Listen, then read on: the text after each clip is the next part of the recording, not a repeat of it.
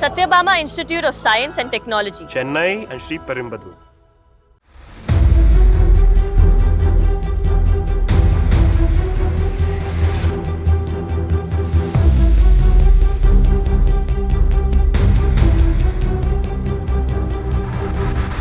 தமிழகத்தில் லாரிகளை விபத்தை தடுப்பதற்காக லாரியில் ஸ்பீடு கவர்னர் பொருத்தப்பட்டது. அதுக்கு அரசு ஒரு ஜியோ கிரியேட் பண்ணி அதனுடைய விலை 1200 ரூபாய், அது 5000 ரூபாய் வரைக்கும் வாங்க வச்சது கடந்த அரசு. அதே மாதிரி பார்த்தீங்கன்னா திருப்பி ஒன்று விட்ட உடனே ஸ்டிக்கர் லாரியில் ஒளிரும் பட்டை விபத்தை தடுப்பதற்காக அந்த ஸ்டிக்கருக்கும் நாங்கள் ஒரிஜினல் தரோம், நீங்கள் இந்த 4 கம்பெனியில் தான் வாங்கணும், அதுவும் ஒரு 1200 ரூபா, ஆட்டோக்கு 200 ரூபாயிலேருந்து லாரிக்கு 1500 ரூபா ஸ்டிக்கரு இன்று வரை 5500 6000 ரூபா விற்கப்படுது. அது போக இப்பொழுது விஎல்டிடி வெஹிக்கிள் லொகேஷன் டிவைஸ்ன்னு சொல்லி அது நிர்பயா வழக்கில் பஸ்ஸில் தான் பொருத்த சொன்னாங்க. அதாவது பேசஞ்சர் போகக்கூடிய பஸ்ஸில் தனியாக இருக்கும்போது அவங்களுக்கு ஏதாவது ஆபத்து இருந்தால் பேனிக் பட்டன் அமுக்கிறதுக்காக பண்ணாங்க.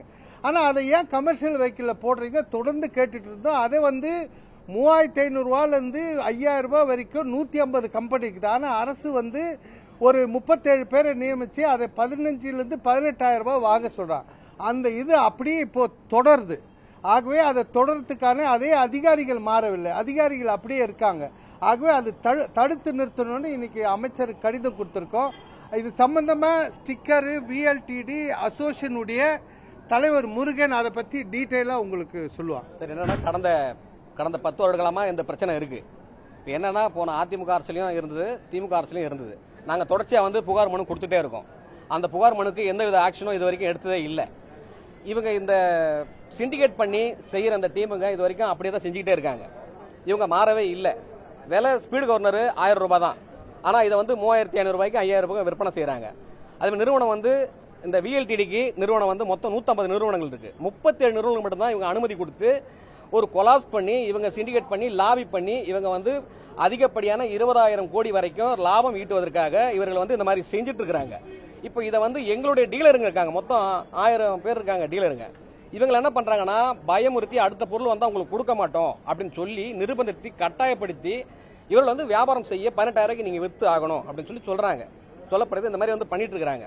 இது அரசு நாங்க இதை மேல இருக்க மினிஸ்டர் சார் கிட்ட எங்களுக்கு கடிதத்தை கொடுத்துருக்கிறோம். இதை நாங்க பாத்துக்கிறோம் சொல்லியிருக்காங்க. இத மாதிரி விஎல்டிடி மட்டும் இல்ல, ஸ்டிக்கர்லயும் இதே மாதிரி ஊழல் தான் நடக்குது.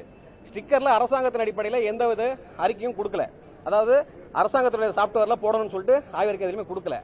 இவங்க என்ன பண்றாங்கன்னா மற்ற மாநிலத்தில் இருக்கிற மாதிரி இந்த மாநிலத்திலையும் கொடுக்கணும். மத்திய அரசு என்ன சொல்லியிருக்குன்னா அவங்க சர்க்குலர் போட்டுறாங்க, ஐகேட் ஏஆர்ஐ மட்டும் இருந்தா போதும், நீங்க ஸ்டிக்கரை ஒட்டிக்கலாம் அப்படின்னு சொல்றாங்க. ஆனா இவங்க என்ன பண்றாங்கன்னா அதை வச்சு ஒரு லாபி உருவாக்கி இந்த 3500 ரூபாய் இல்ல ஸ்டிக்கர் 3M ஸ்டிக்கரோ அல்லது பிற மாநில ஸ்டிக்கரையோ இவங்க என்ன பண்றாங்கன்னா 6000க்கு விற்கிறாங்க. அப்ப மொத்தம் 18 லட்சம் வண்டி இருக்கு. அந்த 18 லட்சம் வண்டிக்கு நீங்க கணக்கு போட்டு பாத்துங்க. இவ்வளவு எங்களை கட்டாயப்படுத்தி நிர்பந்தப்படுத்தி வியாபாரம் பண்ண சொல்றாங்க. இது மேல இருந்து ஒரு 14 பேர் கொண்ட டீம் செயல்படுது தமிழ்நாடு முழுக்க. இவங்க இந்த மாதிரிலாம் செஞ்சு எங்களை அழுத்தம் கொடுக்குறாங்க.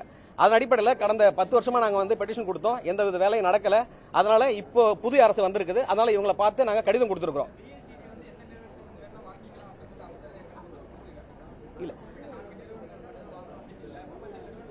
இல்ல 37 நிறுவனம் கொடுத்துட்டாங்க. இப்ப என்ன பண்றாங்கன்னா மீதி 150 ஐகாட் ஏஆர்ஐ அப்ரூவல் கொடுத்துருக்காங்க. அப்ப அதை உள்ள இணைக்கிறதுக்கான வேலை இது கிடையாது அப்படின்ற மாதிரி போக்குவரத்து கூடுதல் ஆணையர் இதெல்லாம் சொல்லிட்டு இருக்காரு. அவர் சிவகுமாரன் அவர் பேரு. அவர் தான் இன்னும் உட்காந்துக்கிட்டு அந்த இடத்துல அவர் தனியா ஒரு ஆமா இன்னும் கரண்ட் இன்னைய தேதி வரைக்கும் அப்படிதான் நடந்துட்டு இருக்கு. விலை குறைக்கவே இல்லை. அரசாங்கத்தில் நீங்க உள்ள போய் வெப்சைட்ல பாத்தீங்கன்னா அவங்க லெட்டர் பேட் எல்லாம் கொடுத்துருக்காங்க. ஜிஆர்எல் இந்த மாதிரி நிறைய கம்பெனி கொடுத்துருக்காங்க. 37 கம்பெனியோட லெட்டர் பேட் இருக்கு. டோட்டலா 10,000 தான் இருக்கு. அப்ப 10,000 அது ஒருத்தர் டீலர் வாங்குறாரு 10,000க்கு. அப்ப அவர் வாங்கி ஒரு 3000 ரூபாய்க்கு லாபம் வச்சு விற்கிறாரு. அப்ப 15,000 வந்துருது. புரோக்கர்ஸ் வராங்க டோக்கல் இல்ல குற்றச்சாட்டு ஓகே இல்ல நடக்கலையே. 18 மறுபடியும் 18 தானே நிக்குது. இப்பயும் கரண்ட்ல 18,000 தான் நிக்குது. நீங்க போயிட்டு ஒரு வாகனத்தை எடுத்து கொண்டு போயிட்டு ஆர்டிஓல நின்று இதுக்கு பொருத்தணும்னு சொல்லிட்டு கேளுங்க. கடைசி டெட் எண்டு யூசருக்கு ஒரு வாகன உரிமையாளருக்கு எவ்வளவு வருதுன்னு பாத்தீங்கன்னா 18,000 தான் வரும். இல்ல 1000 ரூபாய் கம்மியா இருக்கும், 17,000 இருக்கும். அவ்வளவுதான். எல்லாத்தையும் பார்த்து நடவடிக்கை எடுக்கிறேன் அப்படின்னு சொல்லிட்டு சொல்லியிருக்கேன். நான் பாத்துக்கிறேன் அப்படின்னு சொல்லியிருக்கிறேன். அப்ப இந்த மாதிரி ஒரு விஷயம் இருக்கு. இப்ப தொடர்ச்சியாவே இது என்னன்னா அரசு அதிகாரிகள் மாட்டப்படல. அரசு கூடுதல் போக்குவரத்து ஆணையர் சிவகுமரன் சார் தான் இது எல்லாத்தையும் பண்ணிட்டு இருக்காரு.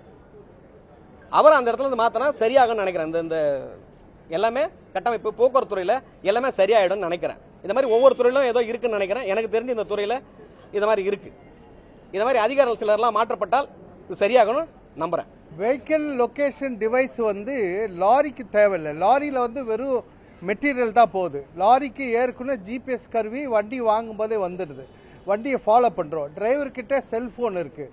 வண்டியில் போகிற மெட்டீரியல் இன்சூர் பண்ணியிருக்கு. அப்போது வண்டியை வந்து இப்போ ஏற்கனவே ஒரு டோல்கேட்லேயே ட்ராக் பண்ணலாம் வண்டியை. இது இல்லாத இப்போ சேட்டலைட்டில் வேற வண்டியை ட்ராக் பண்ணுறாங்க. இவ்வளோ இருக்கும்போது வண்டியில் என்ன பொருள் போகுது அதை நாங்கள் பாதுகாக்கிறோம். நாங்கள் பிரைவேட்டு நாங்கள் பண்ணுறோம். இது மக்கள் ஏன் அரசாங்கம் இதை கவனிக்கணும்? இதை கவனிக்க வேண்டிய வேலை என்ன? ஏதோ கேமரா போட்டு விபத்து நடக்கிறத தடுக்கலாம். அதுவும் கேமரா இப்போ எங்கே பாரு எல்லா ஹைவேலையும் இருக்குது.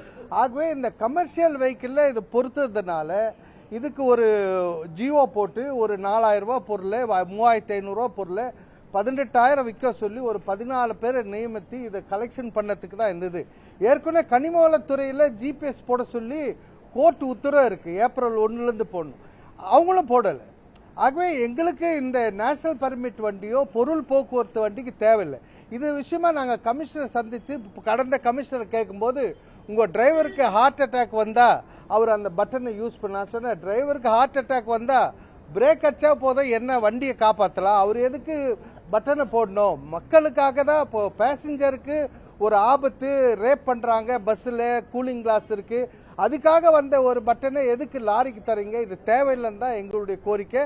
இதை தான் நாங்கள் கொடுத்துருக்கோம். மீறி இந்த கடந்த 5 ஆண்டுகளாக அரசுடைய ப்ரெஷரில் இருந்தது. இப்போ இந்த அரசு எங்கேயுமே லஞ்சம் இருக்காது, நேரடியாக வாங்கினாங்க. இருந்தாலும் இதுலேயும் தொடர்ந்துன்றனால்தான் நாங்களும் ஸ்டிக்கர் அசோசியேஷனோ வியாபாரிகளும் சேர்ந்து வந்து இதை எதிர்க்கிறோம். அவ்வளோ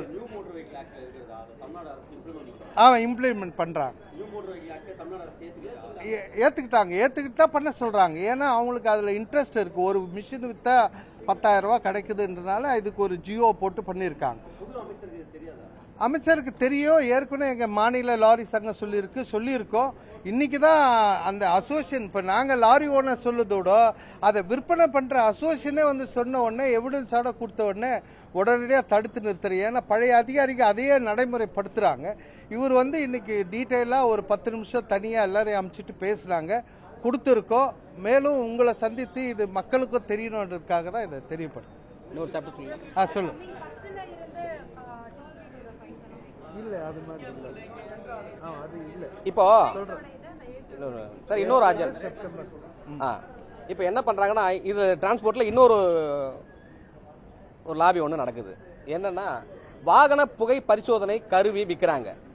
இதுக்கு வந்து இந்த கருவி உள்ள அப்ரூவல் பண்றதுக்கு 5000 ரூபா தான் பீஸ் கட்டணும்.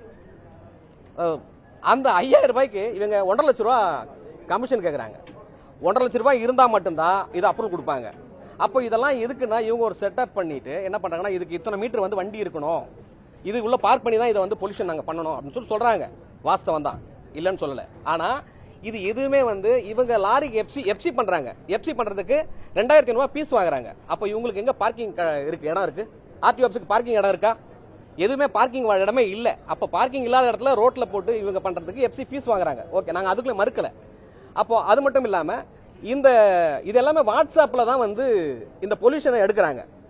எதுக்கு இந்த மாசு கட்டுப்பாடு வாரியம்னு ஒண்ணு இருக்கு. எதுக்காக இருக்குன்னா, இதெல்லாம் தரவா வச்சு மிஷின்லாம் கரெக்டா பண்ணிருக்காங்களான்னு சொல்லிட்டு ஒரு வாரியம் அமைச்சு இவங்களுக்கு வந்து ஆய்வு பண்ணி தான் இவங்களை வாரியம் அமைச்சு எல்லாத்தையும் உள்ள அனுப்ப பண்றாங்க.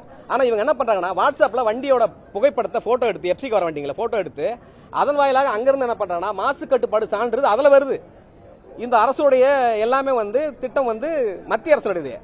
மாநில அரசுல இருக்கிற சில அதிகாரிகள் என்ன பண்றாங்கன்னா, இதை வந்து இந்த பொருளை வாங்கி விற்கிறதுக்காக என்ன பண்றாங்க, 1.5 லட்சம் ரூபாய் லஞ்சம் கேட்கறாங்க. இது முற்றிலுமா தவிர்க்கப்படணும். இந்த கடந்த அரசுல இந்த அரசுலயும் இருக்கு. ஆமா, இப்போ இருக்கு. 3 பொல்யூஷன் சென்டர் இப்ப அப்ரூவல் வாங்கினாங்க, கிடைச்சு. அவங்களும் அதே மாதிரி தான் 1 லட்சத்துல இருந்து 1.25 லட்சம் வரைக்கும் கொடுத்து 1.5 லட்சம் வரைக்கும் கொடுத்து தான் அவங்க அப்ரூவல் வாங்கியிருக்காங்க. ஏதாவது நிர்பந்தம் சொல்லி இதுக்கு இந்த காரணம் சொல்லி இது இல்ல, இந்த பொருள் இல்ல, இது இல்ல, அது இல்லன்னு சொல்லி அலைக்கழிக்கப்பட்டு மத்திய அரசு என்ன சொல்லியிருக்கு அப்படின்னா, எல்லா இடத்துலயும் ஷோரூம்ல எல்லாம் வந்து இந்த பொல்யூஷன் கண்ட்ரோல் போட வைங்க, மிஷினை வைங்க அப்படின்னு சொல்லி அவங்க அழுத்தம் கொடுத்து நிறைய படுத்துங்க அப்படின்னு சொல்றாங்க. ஆனா இவங்க என்ன பண்றாங்கன்னா, குறுகிய வட்டத்துக்குள்ள செஞ்சு இதை பழைய இருந்த அதிகாரிங்க தான் செய்யறாங்க இந்த வேலையெல்லாம். இது எல்லாத்தையும் கருத்தில் கொண்டு நாங்கள் வந்து அமைச்சர் அண்ணன்கிட்ட சொல்லியிருக்கோம். ஆமாம், பழைய அதிகாரி தான் இருக்கிறாங்க. இப்போ போக்குவரத்தில் கூடுதல் துணை ஆணையாளர் அவர் இருக்காரு. எல்லாருமே டிடிசி, டெப்யூட்டி டிரான்ஸ்போர்ட் கமிஷனர், எல்லாமே அவங்க பழைய ஆளுங்க தான். யாருமே புதுசாக மாற்றப்படலை. அவங்க ஏமாத்துறாங்கன்னு தான் நினைக்கிறோம். அவங்க சொல்கிறாங்களா சொல்லையான்னு நமக்கு தெரியல. ஆனால் அவங்க வந்து கட்டமைப்பை, உள்கட்டமைப்பை அப்படியே வச்சு இதை அப்படியே மெயின்டைன் பண்ணுறாங்க. போன அரசுலையும் முன்னே அந்த அதிமுக அரசுலையும் சரி, திமுக அரசுலையும் சரி, என்ன நடந்தோ அதே தான் இந்த அரசுலையும் நடக்குது. அதை மாற்ற சொல்லி தான் நாங்கள் வந்து அண்ணா இந்த மாதிரிலாம் இருக்குங்கண்ணா அப்படின்னு சொல்லி நாங்கள் வந்து அவருக்கு 10 நிமிஷம் பேசினாரு. அதன் அடிப்படையில் நாங்கள் சொல்லியிருக்கிறோம். Satyabama Institute of Science and Technology. Chennai and Sri Perumbadur.